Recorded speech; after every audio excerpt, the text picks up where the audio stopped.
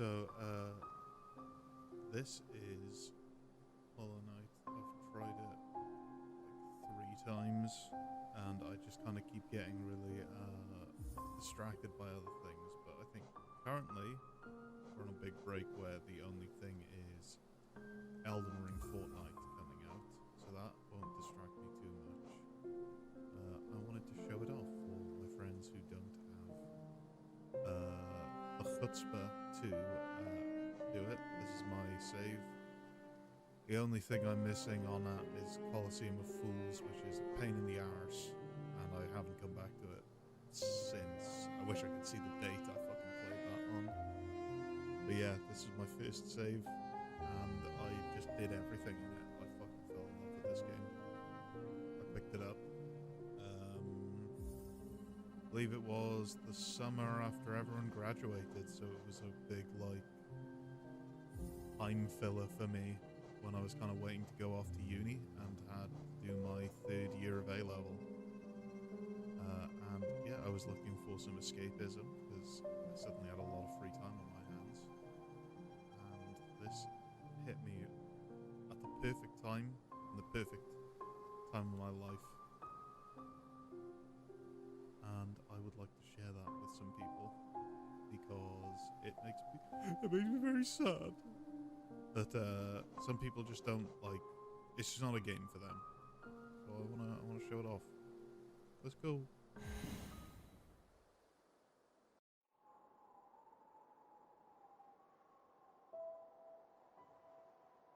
In the wilds beyond, they speak your name with reverence and regret. For none could tame our savage souls, yet you the challenge met. Under palest watch you taught we changed, base instincts were redeemed. A world you gave to bug and beast, as they had never dreamed. Oh, Monomon.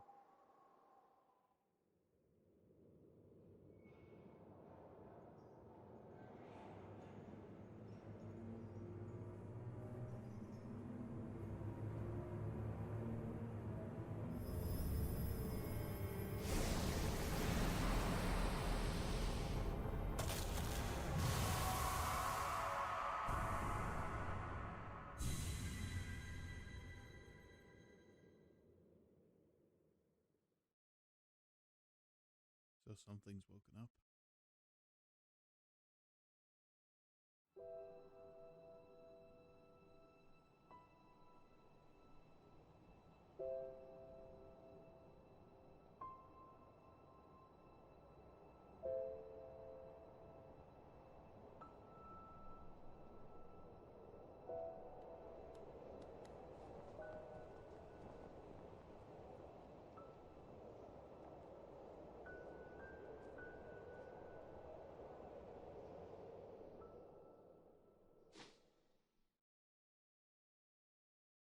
And in we go. On the road to Hallownest. Well, I guess we don't really know that, but that quote from Monomon was a reference to Hallownest. I am playing on a Switch controller, and on PC, it kind of does it's like a third-party Switch controller. It does this cool thing where my character is like the A, and because in Xbox, if you don't have an Xbox thing, which is what most third-party controllers are modeled after,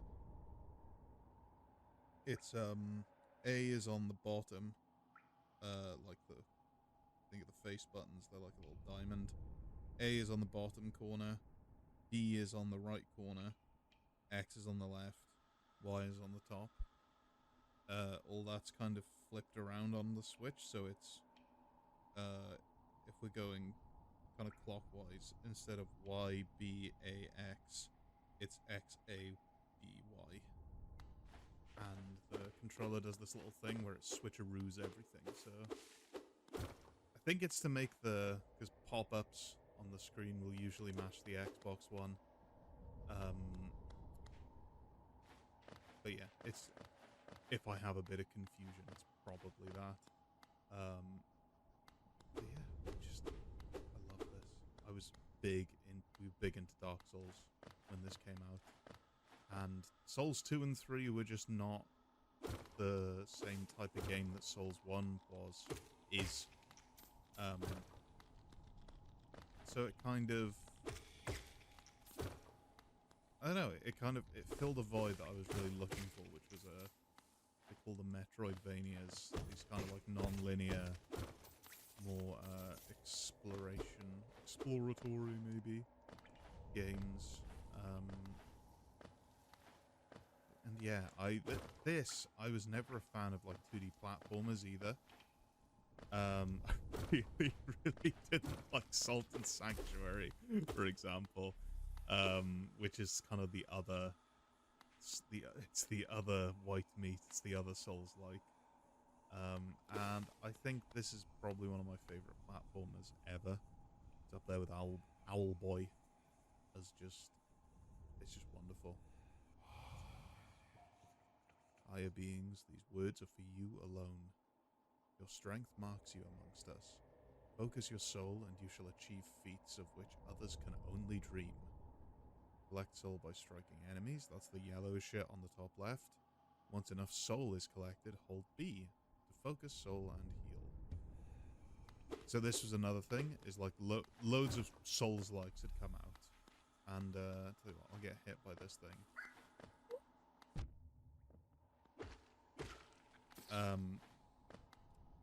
So yeah, Estus is the Dark Souls mechanic. For those uninitiated, it's you have checkpoints and you get a finite amount of heals of a fixed strength per checkpoint. So it kind of leads Dark Souls to be this very like grounded, connected world where you want to kind of plan your routes around these checkpoints and bonfires that like they reset the whole level, but they also refresh things like your Estus Flask, your spells. And I thought this was a very fun, well, this is a very fun way to do it. So it kind of combines the magic and Estus into a single unit, or a single resource, sorry. So we fill our little head thing on the top left, and then you can hold it, and you go boom. And there's such a satisfying, like, rumble to that. Just love it.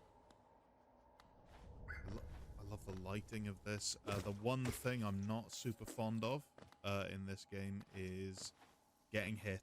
But I think it's intentional. The reason why I don't like it is kind of why it's good. Is getting hit and the game freezes and sound stops. It's like... Getting hit is a big deal in this game, at least for me. I think all of the, like, kind of... The way, like, because 5 hits, most hits will deal 1 damage to you. So getting hit, you have 5 of those. So a lot of the time you can just kind of face tank later on, because you have a lot of hits. But then the distraction is, like, when there's... like all the bosses and harder enemies are like their own kind of platforming puzzle and bullet hell. So you kind of have this I don't know what the word would be. Like it's just really distracting. And so it's kind of, if you've got to get used to that sudden like aftershock where you're kind of, I don't know, it throws you off and it's meant to disrupt you. Oh shit. I forgot about that. It's fine. We don't use money for anything. So yeah, we were also at the time... Oh shit!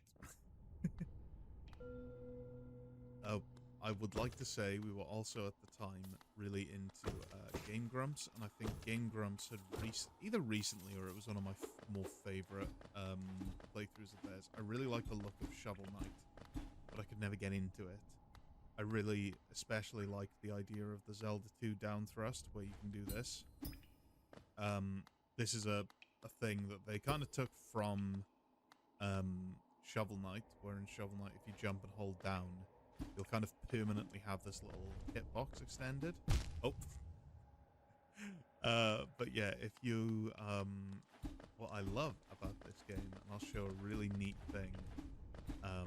Which, it's not so impressive now, but it was impressive when we played it, which was not long after release. Like, even the bloody, even the first DLC didn't exist when we bought this game. So me and my brother actually played it together. Like, when he was home from uni, he would watch it, because he also fucking loved this game. So we first played this together, and, there was loads of bits where we were just like, we have to hit, like, every wall. We need to find all the secret walls. We need to find everything. So the very moment we saw this, and there was a little ding, like, this is it again. Not very impressive now. When the game first came out, though, and it was like people didn't know the speed runs hadn't started yet, and it just kind of felt really cool. As even like we were so casual, like we were not good at games at all back then. Like, it had taken us like over a year to beat Dark Souls 1. So like we were still kind of in our infancy in terms of challenge games. So this was pretty impressive for us, especially as people who don't like 2D platformers. Like, that's a big thing for this, is I really just don't enjoy them as much. So loads of things like that, it really just tickles me. Higher beings, these words are for you alone. Within our lands, do not hide your true form. Let all bask in your majesty, for only this kingdom could produce ones such as you. So they've already established that we are higher beings because we can heal. It's like a thing that it just straight up said in spec. Fury of the Fallen. Equip a charm to activate its powerful abilities. This was so fucking confusing because we hadn't even done half the shit. Well, I mean, we're not even at the fucking like, hub world yet. We haven't even started the game, and it's already telling us what to do at the hub. But yeah,